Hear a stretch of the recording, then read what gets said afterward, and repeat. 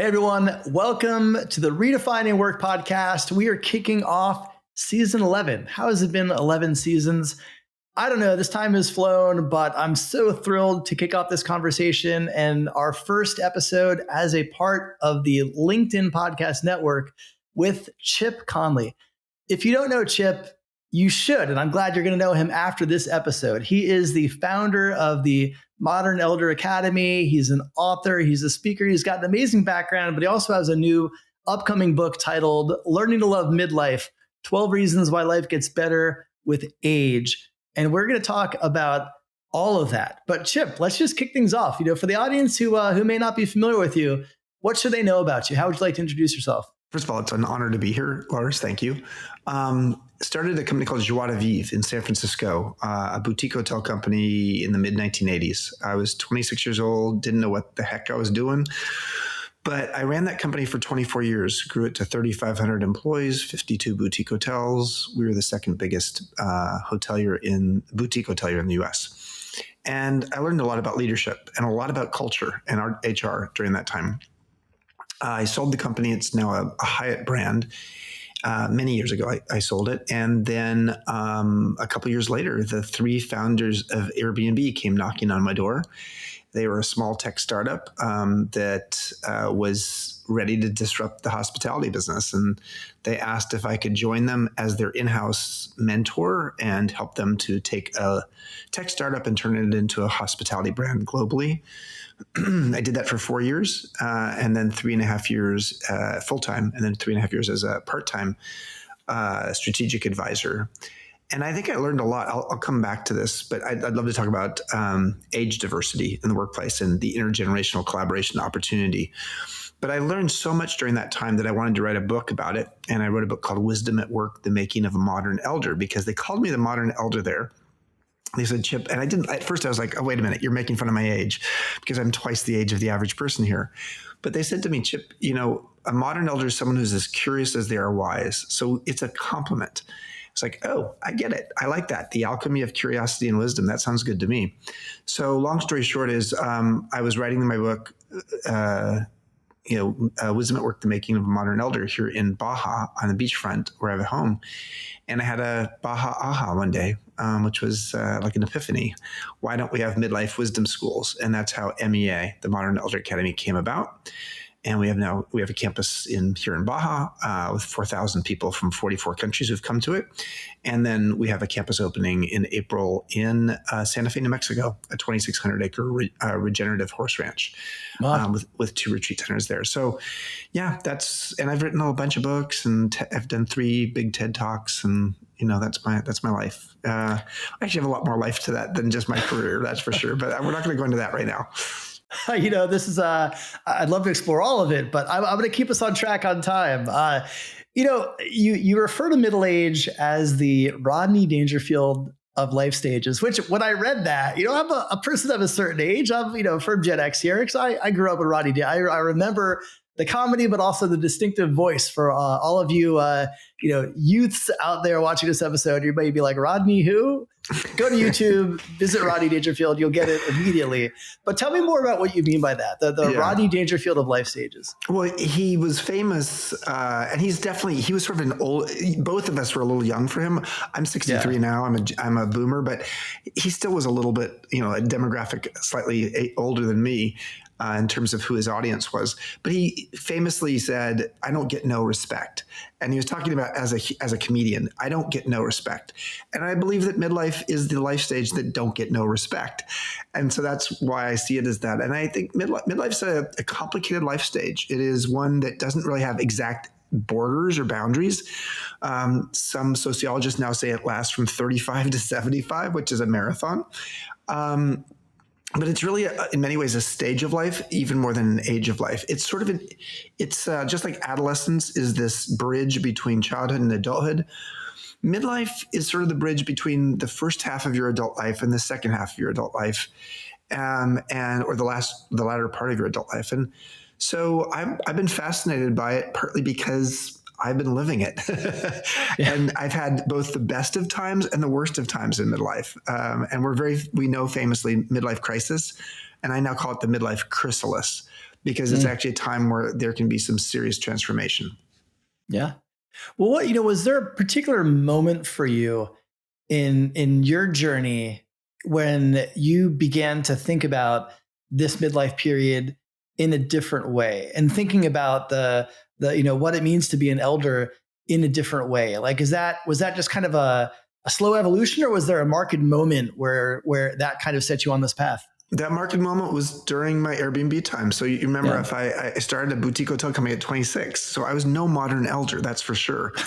And I ran that for 24 years, and I was the boss. And I really learned what it meant to create a company and a culture. And I loved it. And until I didn't. The last 2 years I was running the company, I just didn't want to do it anymore. And it was during the Great Recession. And I was going through my midlife crisis, or midlife chrysalis.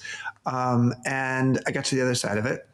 But I really noted, like, there's some stuff going on here. And there's actually some social science research, which was not out at that time, called the U curve of happiness. And it shows that between about age 22 and 25, people's life satisfaction starts to decline consistently until about 45 to 50, when it bottoms out. And then with each decade after age 50, we get happier and happier.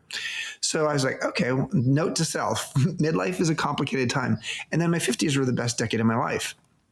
And what I learned about midlife in the context of Airbnb was, I've joined Airbnb. I am helping to be the mentor to the 3 founders. I'm helping them steer their rocket ship and turn it into a hospitality company. I'm the head of global hospitality and strategy. And yet I'm also mentoring the founders, but I'm reporting to Brian. So Brian Chesky is still the CEO there and one of the co-founders. And he was, at the time I joined, 31, and I was 52. So I'm reporting to someone who's 21 years younger than me, who I'm mentoring. That's an interesting dynamic. And the U.S. Department of Labor shows that by the year 2025, the majority of Americans will have a younger boss. So I think there's a real opportunity for us to understand what it's like to have 5 generations in the workplace for the very first time. And with many of us reporting to people who are younger than us. So how do we make that work? And to me, midlife often is a period where it's sort of like the bridge between younger and older people in the workplace. And I also think midlife is a time where we start to realize, and if we're getting good at our career, we're starting to get really clear on what our gift or mastery is. And I think that's a really important piece of it. By the time you're in your 40s, you can start to see exactly what it is that you have as a gift. And if you can articulate that and get very clear about what that is, it allows you to be better at finding a job, because you can say, this is in 2 words what I do well. But also, once you're in a company, getting clear on what value you can offer. So yeah, it was a fascinating journey, because having been a CEO for my own company for 24 years, to actually be in a very fast growing company where I was not the CEO. And yet in many ways I was the CEO whisperer. I was whispering to Brian how he could become a great leader. We desperately need to consider age as a demographic metric that's as important as gender or race or sexual orientation. And because we've historically, as a society, not seen this to be a metric for diversity. Yeah. And in fact, as of 5 years ago, only 8% of Fortune 1000 companies actually used age as a demographic metric to look at diversity. So I think it needs to be one. Yeah. I want to kind of stick with that theme for a minute, because you mentioned 5 generations in the workplace today for a range of reasons. Generations are staying in the workforce longer, delaying retirement. People are reinventing themselves, starting new careers in middle age, which is fantastic. But I also, the topic of ageism is, as you mentioned, kind of the ways, the layers through which we think about diversity. I mean, ageism in the workforce, is also something that we are encountering. And I would love to just get your thoughts. Like, obviously, this is a space that you study. You spend a lot of time here. What are your current views on ageism in the workplace? Well, it is a thing. I mean, there's a ton of research on this, with AARP sort of being the leader on the research. There's a lot of we have ageism in society. I mean, how do you know it? We have anti-aging creams and products. It's a $650 billion a year anti-aging industrial complex. So the process of aging is perceived as a negative. The process of growing is not perceived as negative. So in your teen years, if you're growing, you are aging, but no one says you're aging. You're just growing. At some point in our life, in adulthood, we move from growing to aging. And that's really based upon the physical side of things. But the fact is that we are growing our whole lives until we die. And it may not be on the physical side as much, except for my gut. My gut is growing. It's a little bit bigger than it used to be. But you're growing emotionally. Our emotional intelligence grows with age. Our wisdom grows with age. Our emotional moderation, the ability to be less reactive, grows with age.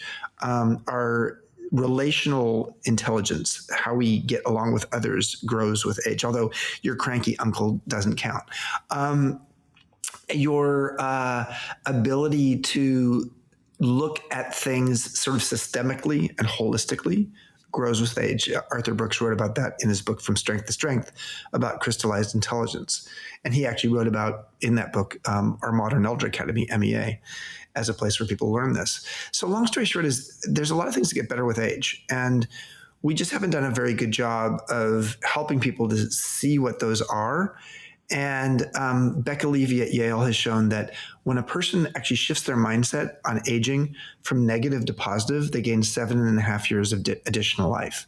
So that's huge. And finally, just with teams, having age-diverse teams means that young brains, which tend to be fast and focused, and older brains, which tend to be slower but more synthetic and be able to see sort of the future, and think more systemically, having those together on a team is a good thing.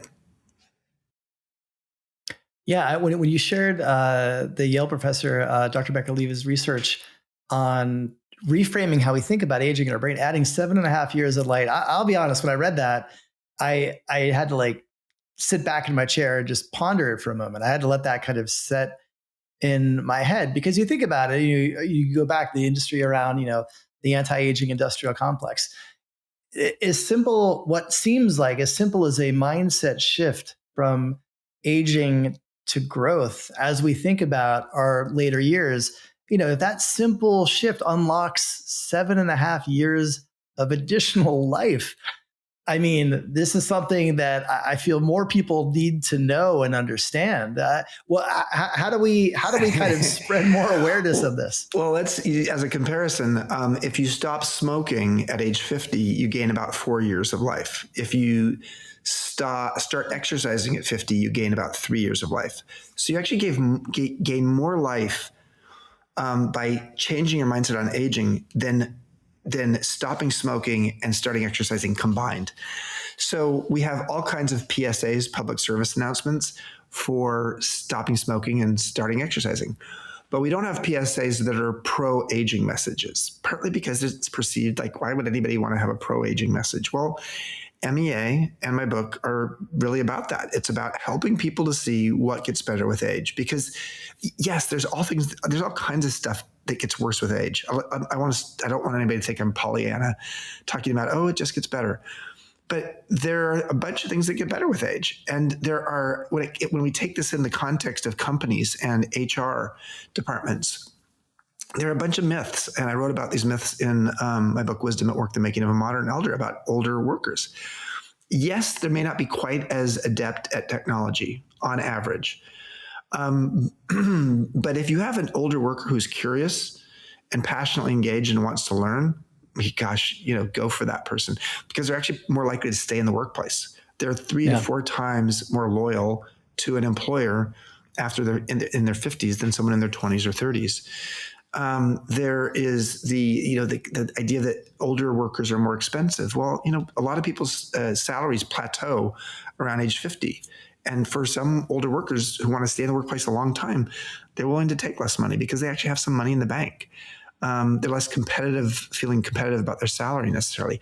And I got to tell you, for you HR folks out there, which is a lot of you, if you have an employee you love and they seem like they're overpaid and they're 55 years old, maybe even ask them, are you open to going to 80% time instead of 100% time, taking a 20% cut in pay, but we will size down your workload by 20%.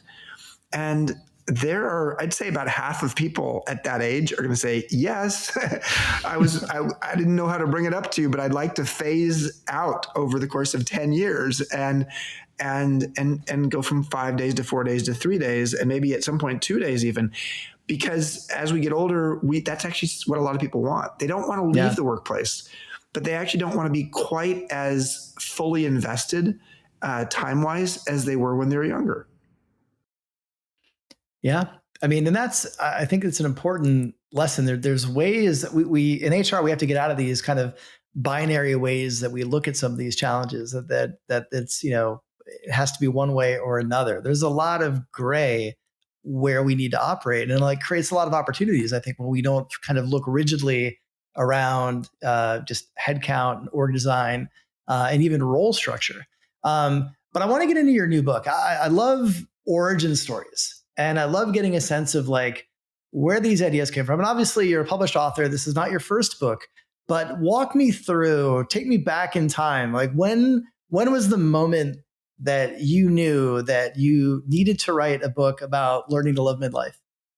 The origin story was my 50s being at Airbnb and then saying, I got to write this book, Wisdom at Work. And I wrote the book, and that led me to creating MEA, Modern Elder Academy. Over the course of my time in running MEA with, again, 4,000 people coming from all over the world, from 44 countries to come to our little campus in Baja, California, on the beach, I just started to make notes about what I was learning along the way. And then I created a blog, a daily blog that I created 4 years ago called Wisdom Well. You can actually find it on the MEA website, meawisdom.com. And as I was writing these, daily blogs, I mean, first of all, writing a daily blog is a big commitment. And I was just finding wow, I really enjoy making sense of what I'm learning, because actually that's really what wisdom is. Wisdom is metabolizing your experience. I like to say your painful life lessons are the raw material for your future wisdom. So I was doing these daily blogs, and my publisher of my last book said to me, I love your blogs. Would you consider taking all of that and turning it into a book? Celebrating, first of all, focusing on midlife. So we say learning to love midlife means learning to love something means you don't necessarily love it initially. And midlife is sort of one of those things where if crisis is the number one word attached to the brand of midlife, it's okay, who wants a crisis? So we learn to love Brussels sprouts as we get older. We learn to love classical music. We learn to love a lot of things. So Learning to Love Midlife was the title. But what I really said to my publishers, I said, I really want to help people to understand this pro-aging message, this idea that there are a bunch of reasons. And in my case, I came up with 12 reasons why life gets better with age, because so many of us are used to the idea, and we get a Hallmark card for our 50th birthday that is pretty much a taunt. It's sort of you silly. They're never positive. You're right. They're never hey, way to go. Congratulations on making it to 50. It's all downhill from here.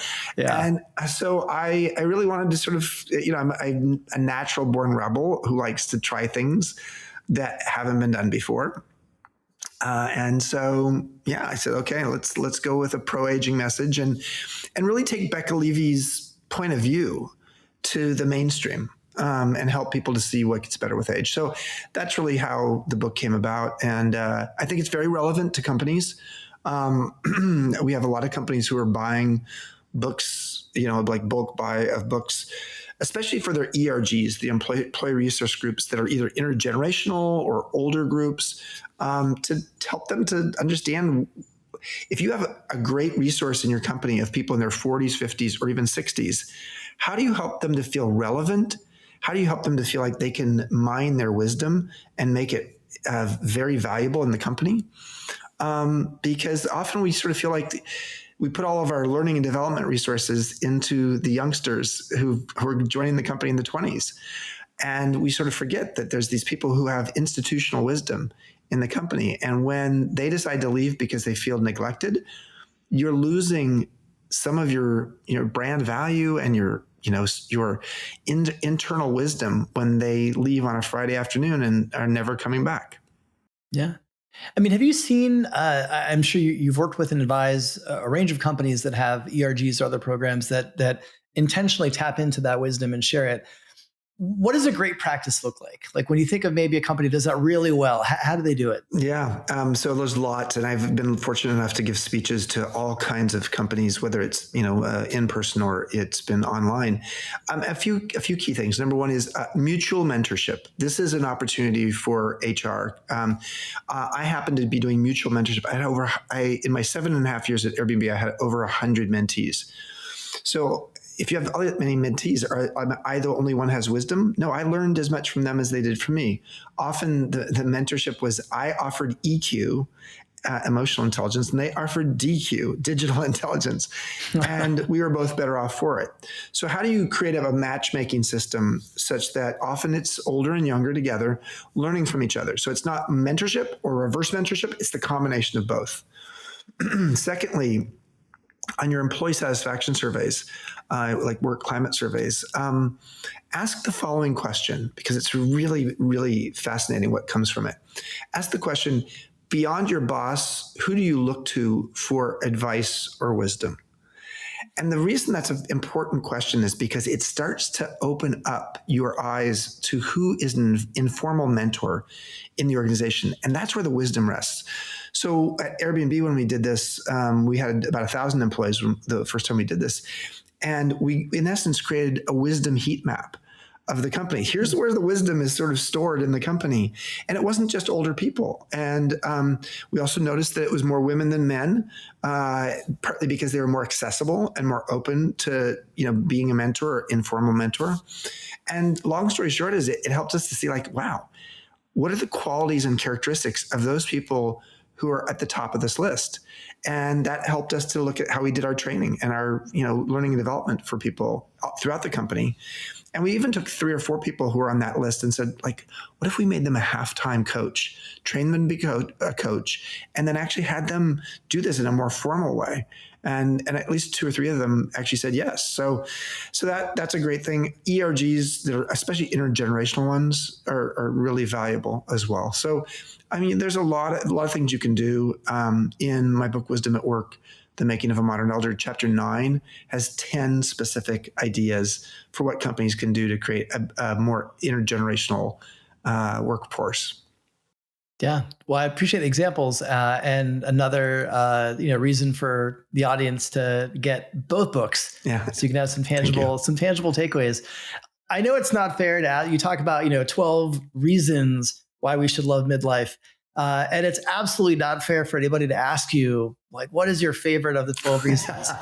Yet, I'm still going to ask you that question because I'm curious. And it doesn't have to be favorite, meaning you're weighing one over the others. But like, of the 12, does one resonate with you the most personally?